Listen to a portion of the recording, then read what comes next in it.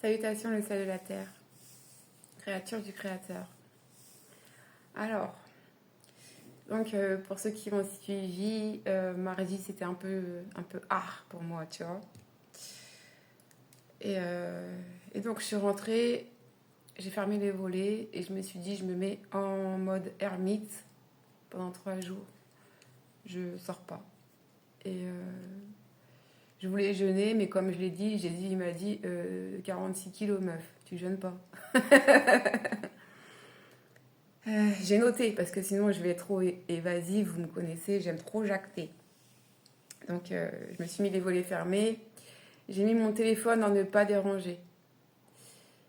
À un moment, j'ai discuté avec une personne et quand j'ai discuté avec cette personne-là, il y a un appel qui est passé en mode ne pas déranger. C'est pas des fous du bus, eux. Non, c'est les fous de la galaxie. Donc je suis pas sortie de chez moi, je suis restée enfermée, je suis restée cloîtrée et c'était une bonne chose parce qu'il fallait que je me repose, il fallait que je médite, il fallait que je dorme.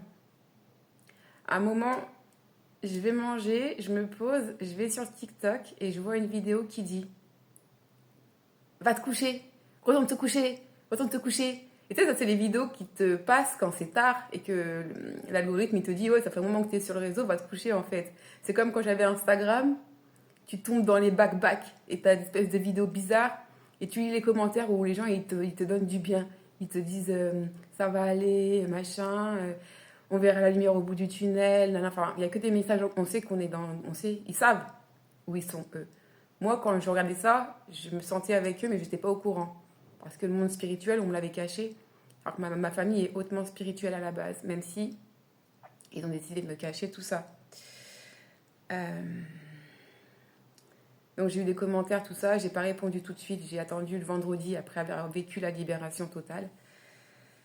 Et voilà. Mais je voulais pas ressentir l'énergie des autres en fait. Il fallait que je reste dans mon truc. Et j'ai eu une délivrance sur le premier soir, la nuit. Euh, J'en ai une le lendemain, mais très fatiguée. Le lendemain, c'était le deuxième jour qui était vraiment le pire. Et en fait, le troisième jour, il est passé tranquille, mais c'est dans l'après-midi où vraiment les choses me sont apparues comme limpides.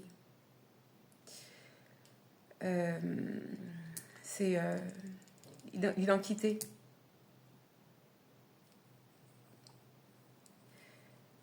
L'identité. En fait, si tu sais pas qui tu es, tu peux pas savoir d'où tu viens. Et moi, depuis que je suis toute petite, on m'a dit que mon père, quand j'avais 4 ans, ma soeur avait 4 ans, j'en avais 2. Mon père était parti, c'était pas quelqu'un de bien du tout, c'était un homme sénégalais. Enfin voilà, on m'a raconté des choses. Et moi, j'ai toujours cherché mon père. Toujours. Arrivé à 20 ans, à 30 ans, j'ai pété des crises en fait. Et j'ai dit non, mon père il est encore en vie, je sais pas, je ressens des choses, tout ça, enfin voilà. Ma mère et son pote sénégalais, ils sont partis trouver un gars à la Courneuve là-bas, ou je sais pas où, à Paris. Ils m'ont amené, ils ont fait passer le gars pour mon père. Ça m'a pas calmé. Parce que ma mère m'a toujours dit, bon, ton père il était grand, il était charismatique. Et le gars qu'ils m'ont montré là, c'était un vieux daron là, tu vois. Je te jure. Il y a quelques mois, quand j'étais en pleine libération, mois de juin, juillet, j'avais compris que mon grand-père, donc mon papou, que je vais souvent voir en fait au cimetière, c'était mon père. Mais comme ils sont dans ma tête, bah, ils ont réussi à me démonter le truc. Mais à chaque fois que j'allais au cimetière, et j'allais pas aussi souvent avant que je sois dans l'isolement et seule. Maintenant, j'y vais 2 fois par semaine si je peux, voire 3, tu vois. Je lui raconte ma vie, je lui raconte qu'est-ce que j'ai fait, qu'est-ce qu'on m'a fait, qu'est-ce que j'ai ressenti. Et à chaque fois que j'y allais, il se passait quelque chose. Après, j'allais faire des libations. Donc, je prenais une petite bouteille d'eau et je connectais donc l'esprit de l'eau, le feu, l'air, la terre avec l'esprit. Et donc, tu parles, tu demandes, tu appelles l'Esprit Saint, tu appelles l'Éternel, tu appelles qui tu connais, tu verses un peu, tu bois un petit peu pour te connecter. Et quand j'ai fait ça la première fois, j'avais pas fait ça au cimetière, j'avais fait ça dans un parc un petit peu caché et tout, un petit banc quoi, voilà. Et j'avais ressenti plein de choses en fait. Et donc le mardi, là, quand j'y suis allée, j'ai parlé, j'ai prié en langue, je lui ai tout dit que c'est quoi. Et j'ai pris en photo, en fait, la photo qu'il y a sur une des plaques. Et c'est l'autre jour, en fait, j'étais chez moi. Donc là, elle est dans les 3 jours d'ermite. Et j'ai regardé la photo et je vois, en fait, c'est les sourcils. J'ai un sourcil, il monte un peu comme ça, et l'autre, il fait un arrondi. Et mon grand-père, il a les mêmes. J'ai toujours aimé mon grand-père et je l'ai vu en fin de vie, diabète, paralysie, Alzheimer. Ma grand-mère le nourrissait, parce qu'il ne pouvait plus bouger, il ne parlait plus. Et moi, je le nourrissais aussi, à 7 ans. Aucun de ses enfants le nourrissait parce qu'ils avaient peur qu'il fasse une fausse route et qu'il lui crache à la figure la nourriture. Sa mère avait une fois. Et on s'est regardé, il ne pouvait pas parler. J'ai rigolé, je l'ai essuyé, je me suis essuyée. J'ai continué à le faire manger. Mon papy. Et en fait, non, c'est pas mon papy, c'était mon père. Donc je suis pas sénégalaise, je suis bien guinéenne, de Sierra Leone et puis du Libéria. Je suis Kissi Bambara Diallo. Dioula, pardon. Je ne sais pas encore ce que ça représente, mais grâce au réseau, j'arrive à comprendre qui sont les choses. Et le côté femme Bambara, je l'ai, parce que je me rappelle que le gars sénégalais, là, il faisait les marchés, il avait un magasin, et quand on rentrait dedans, il disait à ma grand-mère, à ma mère, assieds-toi. Parce que quand on rentre quelque part, les clients, ils arrivent. C'est comme ça, c'est dans le sang. On a l'art de la vente, de l'achat-vente, on sait s'occuper, quoi. Et on aime s'occuper. Et on aime gérer un foyer. Et ma grand-mère m'a toujours montré que c'était elle qui gérait le foyer. Mon grand-père, il buvait, quoi. Et là, je me suis rendu compte qu'en fait, ils m'ont toujours isolée, mes oncles et mes tantes. Parce que c'était pas mes tantes, c'était mes sœurs, finalement. Alors après, je sais pas si ma mère était... Ma mère, c'est la sœur de ma grand-mère, en fait. Hein. C'est pas... Elles sont pas mère et fille. Les mythos pour venir en France. Bref. Mon père était militaire. Il travaillait au GIAT, là où on fabrique les chars Leclerc. Bien sûr qu'il faisait partie de leur club.